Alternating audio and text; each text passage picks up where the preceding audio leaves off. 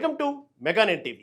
ప్రపంచంలో ఉగ్రవాదులకు అత్యంత సురక్షితమైన దేశం ఏదైనా ఉందంటే అది పాకిస్తాన్ మాత్రమే అని అందరికీ తెలుసు. ఇండియాలో దాడులు చేసి పాకిస్తాన్కు పారిపోయి అక్కడ దర్జాగా తిరుగుతున్న టెర్రరిస్టులు ఎంతోమంది ఉన్నారు. కానీ ఇప్పుడు సీన్ రివర్స్ అయింది. ఉగ్రవాదులకు కేర్ ఆఫ్ అడ్రస్గా ఉన్న పాకిస్తాన్ ఇప్పుడు వాళ్లకే శ్మశానంగా మారుతుంది. గత కొన్నేళ్లుగా పాకిస్తాన్ వీధుల్లో ఒక వింత భయం పట్టుకుంది. ఎక్కడి నుంచో బైక్ల మీద వస్తారు, గురి చూసి కాలుస్తారు, క్షణాల్లో మాయమైపోతారు. వీళ్ళెవరు, ఎక్కడి నుంచి వస్తున్నారు, ఎవరికి తెలియదు. కాబట్టి వీళ్లకు అజ్ఞాత వ్యక్తులని పేరు పెట్టారు. ఇలాంటి అజ్ఞాత వ్యక్తుల చేతిలో 2020 నుంచి ఇప్పటి వరకు ఏకంగా 30 మందికి పైగా కరుడుగట్టిన ఉగ్రవాదులు హతమయ్యారు. అసలు పాకిస్తాన్ గడ్డపైకి వెళ్లి మరీ వాళ్ల ఇళ్లలోనే ఉగ్రవాదులను ముట్టబెడుతున్న ఆ అజ్ఞాత వ్యక్తులెవరు?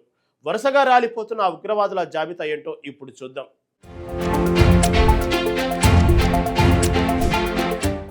పాకిస్తాన్లో భారత గూఢాచార సంస్థలపై లష్కర్-ఎ-తోయిబా తీవ్ర ఆరోపణలు చేసింది. గత 4 ఏళ్లుగా తమ సంస్థకు చెందిన 30 మందికి పైగా ఉగ్రవాదులు హతమయ్యారని లష్కర్-ఎ-తోయిబా సీనియర్ ఆపరేటివ్ రిజ్వాన్ హనీఫ్ స్వయంగా అంగీకరించాడు. పెషావర్, కరాచీ, రావల్పిండి, ముజఫరాబాద్, రావల్కోట్ వంటి పాకిస్తాన్లోని పలు ప్రాంతాలతో పాటు పాక్ ఆక్రమిత కాశ్మీర్లోనూ తమ క్యాడర్ను లక్ష్యంగా చేసుకుని ఈ హత్యలు జరిగాయని హనీఫ్ చెప్పాడు. ఈ హత్యల వెనుక భారత గూఢాచార సంస్థలు ఉన్నాయని లష్కర్-ఎ-తోయిబా నేత రిజ్వాన్ హనీఫ్ బహిరంగంగానే ఆరోపించడం సంచలనంగా మారింది. ఈ స్పీచ్కి సంబంధించిన వీడియో ఇప్పుడు సోషల్ మీడియాలో వైరల్ అవుతుంది. 2020వ సంవత్సరం నుంచి పాకిస్తాన్లో ఒక సైలెంట్ ఆపరేషన్ నడుస్తుంది. ఇస్లామాబాదు, కరాచీ, పెషావర్ లాంటి హై సెక్యూరిటీ ఉన్న నగరాల్లో కూడా ఈ అజ్ఞాత వ్యక్తులు తూటాలు పేలుతూనే ఉన్నాయి. ముఖ్యంగా భారతదేశం మోస్ట్ వాంటెడ్ లిస్టులో ఉన్న లష్కర్-ఎ-తోయిబా, జైష్-ఎ-మహమ్మద్ లాంటి ఉగ్రవాద సంస్థలకు చెందిన టాప్ కమాండర్లు, ఆపరేటివ్లే వీళ్ల మెయిన్ టార్గెట్. రీసెంట్గా డేటా ప్రకారం ఇలాంటి అజ్ఞాత వ్యక్తుల దాడులో ఇప్పటి వరకు 30 మందికి పైగా ఉగ్రవాదులు చనిపోయారు. ఇందులో చాలా మంది భారత్లో జరిగిన పుల్వామా దాడి, పఠాన్కోట్ దాడి, ముంబై దాడులతో ప్రత్యక్ష సంబంధం ఉన్న వాళ్లే కావడం విశేషం. మసీదుల బయట, కార్లలో ప్రయాణిస్తున్నప్పుడు లేదా వాకింగ్ చేస్తున్నప్పుడు పక్కా స్కెచ్తో ఈ ఆపరేషన్స్ జరుగుతున్నాయి అంటూ హనీఫ్ వీడియోలో చెప్పడం ఇప్పుడు సంచలనంగా మారింది. ఈ వేటలో హతమైన వారిలో అబు సైఫుల్లా అలియాసు రజావుల్లా నిజామని వంటి కీలక ఉగ్రవాదులు కూడా ఉన్నట్లు సమాచారం. 2006లో ఆర్ఎస్ఎస్ ప్రధాన కార్యాలయంపై జరిగిన దాడికి సూత్రధారైన నిజామని సింధ్ అజ్ఞాత వ్యక్తుల చేతిలో హతమయ్యాడు. అలాగే లష్కర్-ఎ-తోయిబా అధిపతి హఫీజ్ సయీద్ కు అత్యంత సన్నిహితుడైన షేక్ యూసఫ్ అఫ్రీదిని కూడా ఏప్రిల్ 2026లో ఖైబర్ పఖ్తూన్ఖ్వా ప్రావిన్స్ లో కాల్చి చంపారు. ఇతను ఉగ్రవాద రిక్రూట్మెంట్, ఐసిస్ కార్యకలాపాల్లో కూడా కీలక పాత్ర పోషించాడు. ఈ హత్యలు భారత గూఢాచార సంస్థలు పాకిస్తాన్లోని ఉగ్రవాద నెట్వర్క్లలోకి ఎంత లోతుగా చొచ్చుకుపోయాయో తెలియజేస్తున్నాయి అంటూ హనీఫ్ బహిరంగంగా ప్రసంగించడం ఇప్పుడు ప్రపంచవ్యాప్తంగా హాట్ టాపిక్ గా మారింది. లష్కర్-ఎ-తోయిబా నాయకుడి ఈ అంగీకారం పాకిస్తాన్లో భారత వ్యతిరేక ఉగ్రవాదుల హత్యల పరంపరను మరోసారి చర్చకు తెచ్చింది. 2020 నుంచి పాకిస్తాన్ గూఢాచార సంస్థల కనుసన్నల్లోనే పలువురు ఉగ్రవాదులు అజ్ఞాత వ్యక్తుల చేతిలో హతమతమవుతున్నారని వార్తలు వస్తున్నప్పటికీ లష్కర్-ఎ-తోయిబా వంటి పెద్ద ఉగ్రవాద సంస్థకు చెందిన కీలక నేత స్వయంగా ఈ విషయాన్ని వెల్లడించడం ఇదే మొదటిసారి. ఈ హత్యల వెనుక భారత్ హస్తం ఉందని లష్కర్-ఎ-తోయిబా ఆరోపిస్తుండగా పాకిస్తాన్ ప్రభుత్వం మాత్రం దీనిపై ఎలాంటి అధికారిక ప్రకటన చేయలేదు.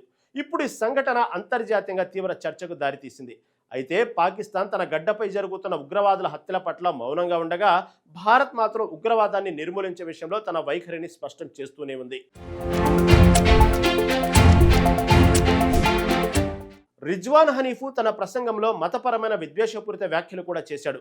ఇతర మతాలపై నిందలు వేస్తూ తమ సిద్ధాంతాలను సమర్థించుకుంటూ వచ్చాడు. ఉగ్రవాద సంస్థలు మతాన్ని అడ్డుపెట్టుకుని ప్రజలను ఎలా రెచ్చగొడుతున్నాయో ఈ ఘటన మరోసారి రుజువు చేసింది. ఇదిలా ఉంటే 2024 మార్చి 4న షెహబాజ్ షరీఫ్ పాకిస్తాన్ ప్రధానమంత్రిగా ప్రమాణ స్వీకారం చేశారు. ఆసిఫ్ అలీ జర్దారీ 2024 మార్చి 10న పాకిస్తాన్ అధ్యక్షుడిగా బాధ్యతలు చేపట్టారు. వీరిద్దరూ అధికారంలోకి వచ్చిన తర్వాత పాకిస్తాన్లో ఉగ్రవాద కార్యకలాపాలపై మరింత కఠినంగా వ్యవహరిస్తారని అంచనా వేసినప్పటికీ లష్కర్-ఎ-తోయిబా వంటి సంస్థల ఆగడాలు ఇంకా కొనసాగుతున్నాయి.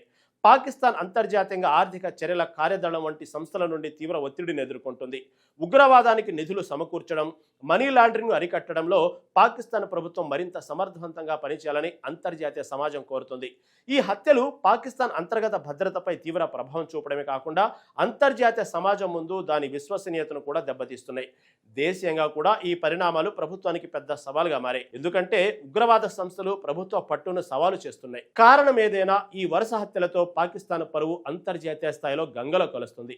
తమ దేశంలో ఉగ్రవాదులు లేరు అని ఒక పక్క బుకాయిస్తూనే మరో పక్క చనిపోతున్న ఆ టెర్రరిస్టుల కోసం పాక్ మీడియా కన్నీరు కారుస్తుంది. ఈ దాడుల దెబ్బకు హఫీజు సయీదు, సయ్యద్ సలావుద్దీన్ లాంటి టాప్ టెర్రరిస్టులు బయటకు రావాలంటేనే వణికిపోతున్నారు. ప్రాణభయంతో అండర్ గ్రౌండ్లోకి వెళ్ళిపోయారు. పాక్ ఆర్మీ వాళ్లకు బుల్లెట్ ప్రూఫ్ కార్లు, డబుల్ సెక్యూరిటీ ఇచ్చి మరీ కాపాడుకోవాల్సిన పరిస్థితి వచ్చింది. ఎప్పుడు ఏ గల్లీలో ఏ అజ్ఞాత వ్యక్తి వచ్చి కాల్చిపోతాడో అని పాకిస్తాన్లో ఉన్న ప్రతి ఉగ్రవాదికి ఇప్పుడు నిద్ర పట్టడం లేదు. ఉగ్రవాదాన్ని పెంచి పోషిస్తే ఆ పాములే చివరికి వాళ్లనే కాటేస్తాయనడానికి ఈ సంఘటనల నిదర్శనం.